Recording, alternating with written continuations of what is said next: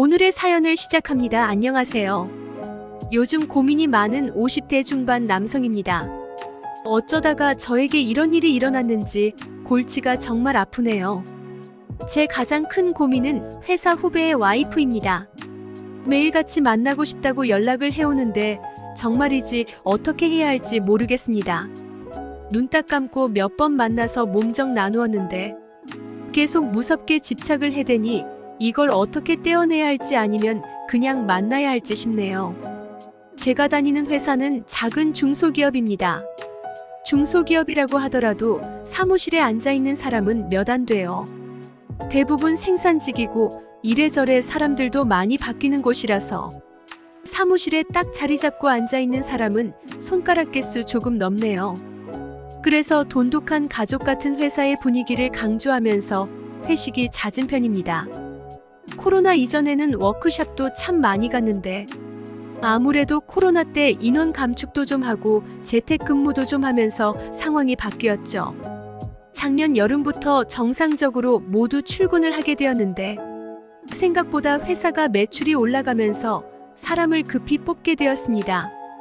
절반은 회사를 10년 이상 다닌 골수 직원들이고 절반은 새로운 사람들이라서 눈코 뜰 새 없이 일을 맞춰가서 이제 안정화가 되었네요. 신년 맞이로 대표님이 다 같이 워크숍을 가면 좋겠다 하시더군요. 매출도 많이 올랐고 좋은 펜션 하나 빌려서 부부 동반으로 같이 하자고 하셨습니다. 바다도 보이고 수영장도 있고 족구장도 있는 큰 펜션을 아예 통째로 빌리게 되었네요. 각각 가족마다 크게 방도 대여해주고 다들 가정이 있는 사람들이라 일이 수월하게 진행되었습니다. 다들 단합대회처럼 작은 체육대회도 하고 맛있게 고기도 구워 먹고 술도 먹으니 얼큰하게들 취했습니다. 그 중에서 저랑 같이 7년 정도 일한 팀원 녀석이 하나 있는데 술이 좀 약한 편입니다. 와이프는 술을 그렇게 잘 마신다는데 본인은 간이 약해서 그런가 모르겠다면서 영양제도 열심히 챙겨 먹으면서 힘들어 하더군요. 먼저 들여보내고 와이프분은 다른 분들과 같이 어울리면서 자리를 지키고 있었습니다. 급하게 전화 통화할 일이 생겨서 길게 전화를 하고 오니까 남은 사람들이 별로 없더군요. 제 와이프도 술을 그다지 좋아하는 사람이 아니라 피곤하다면서 먼저 들어가서 자고 있었고 자리에는 그 팀원의 와이프와 두세 명 정도 남아 있었습니다. 전화를 하고 와서 정신이 말짱해진 상태로 다시 마시기 시작했더니 다들 좀 힘들어하는 것 같길래 그럼 얼른 정리하자고 했죠. 그냥 치우라고 두고 들어갈까 했는데 다들 상태도 안 좋고 음식물이나 당장 치워야 할 것들만 좀 치우자 해서 도왔습니다. 나머지 두세 명도 자리에 들어가고 하다 보니 저랑 그 팀원의 와이프 딱 둘만 남게 되었습니다. 분주하게 움직이면서 치우더니 혹시 괜찮으시면 자기랑 술을 한 잔 더 하자고 하는 겁니다.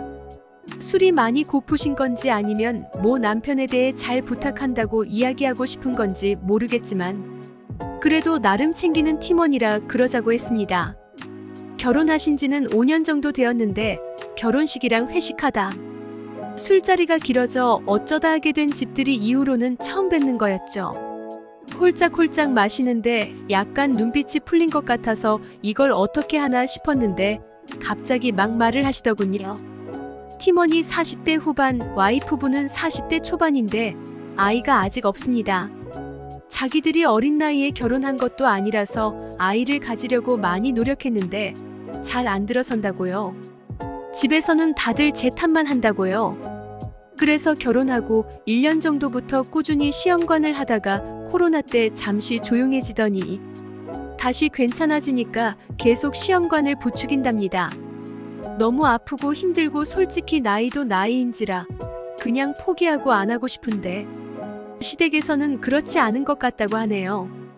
참 고생이다 싶은 게 저도 와이프가 다낭성 난소증후군 때문에 시험관을 했던 케이스입니다. 첫째는 시험관으로 가졌고 둘째는 뒤늦게 8년 있다가 자연으로 갖게 되어서 다들 축복이라고들 많이 했죠. 자연스럽게 생기기도 하니까 너무 걱정하지 마라 이야기를 했는데 남편의 정자수가 부족하다느니 별 이야기를 다 하더군요. 참 이야기를 그 친구가 혹시나 알게 되면 낙심할 것 같은데 술 취하셔서 하는 이야기겠거니 그냥 들었습니다. 저도 술 기운이 좀 올라오기도 했겠다. 몸을 베베 꼬면서 야릇한 눈빛을 보내는 그 분위기를 모르지 않았기도 했고요.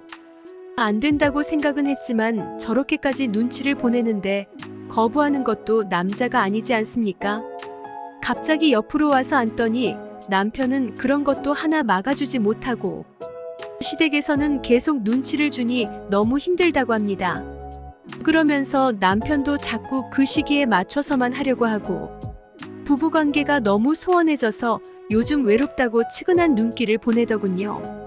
대놓고 유혹을 하는데 에라 모르겠다 싶어서 입맞춤도 하고 주무르면서 몰래 차에서 뜨거운 시간을 갖게 되었습니다.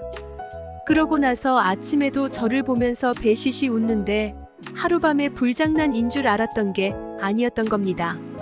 남편 핸드폰에서 찾았다고 하면서 낯선 번호로 연락이 와서 받아보니 그 와이프분이더군요.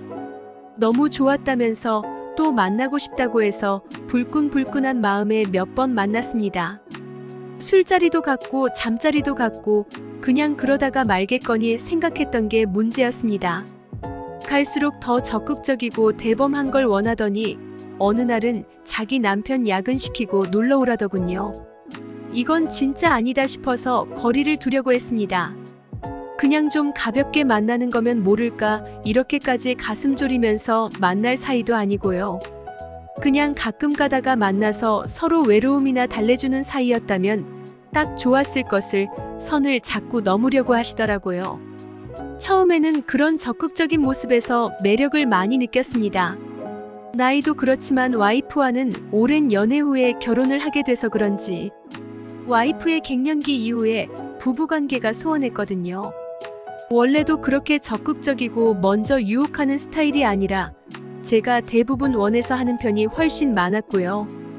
그러다 보니 여자가 이렇게까지 대놓고 들이대는데 제가 매력적으로 느끼지 않을 수 있나요? 뜨겁게 잠자리 몇 번 갔고 그냥 어쩌다 가끔 만나는 사이가 될 줄 알았건만 점점 원하는 횟수가 많아집니다.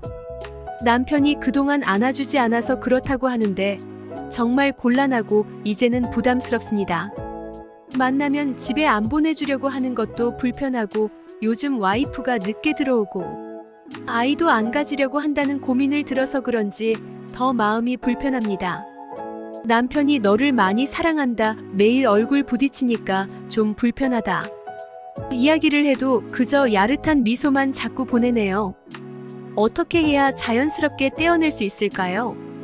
남자의 본능으로 저질렀던 일 때문에 이렇게 고민이 될지 몰랐네요. 내일도 얼굴 봐야 하는데 정말 마음이 불편합니다.